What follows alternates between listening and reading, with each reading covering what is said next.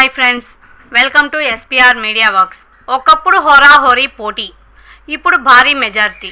పర్చూర్లో ఈ రాజకీయ మార్పు ఎలా వచ్చింది? మరి 2029లో ఏం జరగబోతోంది? ఈ నేపథ్యంలో మా ఛానల్ ప్రిపేర్ చేసిన 2026 పొలిటికల్ అనాలిసిస్ని ఈ వీడియోలో మీకు అందిస్తున్నాం. అదేంటో మీరే చూడండి. ఎన్నికల గురించి మాట్లాడే ముందు పర్చూర్ ప్రత్యేకత ఏంటో ముందుగా తెలుసుకుందాం. పర్చూరు బాపట్ల లోక్సభ నియోజకవర్గంలో అత్యంత కీలకమైన అసెంబ్లీ నియోజకవర్గాలలో ఒకటి. వ్యవసాయం ఈ ప్రాంత ప్రజల ప్రధాన జీవనాధారం. పర్చూరు, కారంచేడు, ఇంకొల్లు, చినగంజాం, మార్టూరు, ఎద్దనపూడి ఈ 6 మండలాలు ఈ నియోజకవర్గానికి వెన్నెముక. ఇక్కడ రైతు సమస్యలు, సాగునీరు, మార్కెట్ ధరలు మరియు స్థానిక నాయకత్వం ఎన్నికల్లో ఎప్పుడూ కీలక పాత్ర పోషిస్తాయి.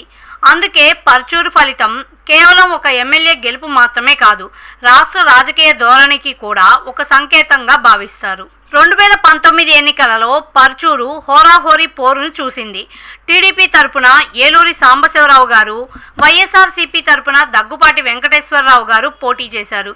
ఇద్దరి మధ్య చివరి వరకు ఉత్కంఠభరితమైన పోటీ సాగింది. ఫలితం కేవలం 1647 ఓట్ల తేడాతో టీడీపీ విజయం. అంటే పర్చూర్లో 2 పార్టీల బలం దాదాపు సమానంగానే ఉందని ఆ ఎన్నిక స్పష్టం చేసింది. కానీ 5 ఏళ్ల తర్వాత సీన్ పూర్తిగా మారిపోయింది. టీడీపీ, జనసేన, బీజేపీ కూటమిగా పోటీ చేశాయి. ఏలూరి సాంబశివరావు గారు మరోసారి అభ్యర్థిగా బరిలో దిగారు. వైఎస్ఆర్సీపీ తరపున యాదం బాలాజీ గారు ఉన్నారు.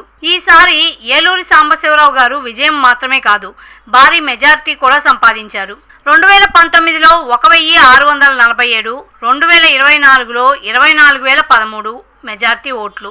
ఇంత పెద్ద భారీ మార్పు పర్చూరు రాజకీయాల్లో కొత్త అధ్యాయాన్ని ప్రారంభించింది. ప్రస్తుతం పర్చూరులో టీడీపీ సిట్టింగ్ ఎమ్మెల్యేగా ఏలూరి సాంబశివరావు గారు ఉన్నారు. స్థానిక స్థాయిలో ఆయనకి దీర్ఘకాల రాజకీయ అనుభవం, క్యాడర్ మద్దతు మరియు సంస్థాగత బలం పార్టీకి పెద్ద ప్లస్గా మారాయి. అంతేకాదు కూటమి మద్దతు కూడా టీడీపీకి అదనపు బలం. 2019లో దగ్గుపాటి వెంకటేశ్వరరావు గారు, 2024లో యాదం బాలాజీ గారు 2 ఎన్నికలలో వేర్వేరు అభ్యర్థులతో వైఎస్ఆర్సీపీ పోటీ చేసింది. అయితే 2024 ఓటమి తర్వాత స్థానికంగా పార్టీని మళ్లీ బలోపేతం చేయాల్సిన అవసరం కనిపిస్తుంది. టీడీపీకి సాంప్రదాయ క్యాడర్, ఏలూరి వ్యక్తిగత ఇమేజ్, కూటమి బలం, రైతు వర్గాల్లో మద్దతు, కమ్మ, బీసీ, కొన్ని కాపు వర్గాల్లో పెరిగిన ఆదరణ ఇవన్నీ ప్రస్తుతం పార్టీకి ప్రధాన బలాలు. కానీ అధికారంలో ఉన్నప్పుడు అంచనాలు కూడా ఎక్కువగానే ఉంటాయి. అభివృద్ధి పనులు వేగంగా జరగకపోతే, రైతు సమస్యలు పరిష్కారం కాకపోతే ప్రభుత్వ వ్యతిరేకత పెరిగే అవకాశం ఉంటుంది. ఇక వైఎస్ఆర్సీపీకి అయితే ఇంకా గ్రామస్థాయి క్యాడర్ ఉంది. కొన్ని ఎస్సీ, బీసీ, గ్రామీణ ప్రాంతాల్లో స్థిరమైన ఓట్ బ్యాంక్ ఉంది.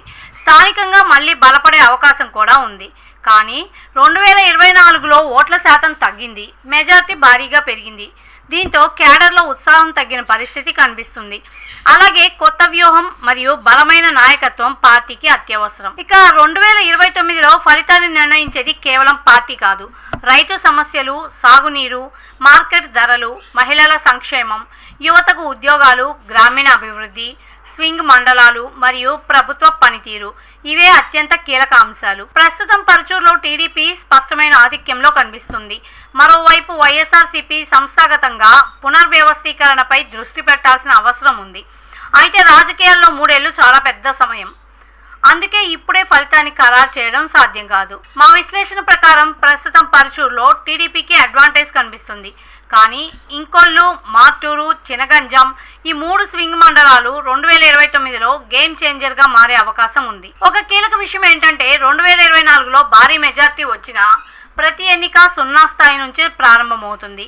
అభివృద్ధి, ప్రజల సంతృప్తి, స్థానిక నాయకత్వం, ప్రచార వ్యూహం ఈ 4 అంశాలు 2029లో చివరి తీర్పును నిర్ణయించే అవకాశం ఉంది. మరి మీ అభిప్రాయం ఏంటి? 2029లో పర్చూరు అసెంబ్లీలో టీడీపీ మరోసారి భారీ విజయం సాధిస్తుందా, లేక వైఎస్ఆర్సీపీ బలమైన కంబ్యాక్ ఇస్తుందా? మీ అభిప్రాయాన్ని కామెంట్లో తప్పకుండా తెలియజేయండి. ఇలాంటి పొలిటికల్ అనాలిసిస్ కోసం ఎస్పీఆర్ మీడియా వర్క్స్ ఛానల్ని సబ్స్క్రైబ్ చేసుకోండి. మరో ఇంట్రెస్టింగ్ పొలిటికల్ అనాలిసిస్తో మళ్ళీ కలుద్దాం. Thanks for watching.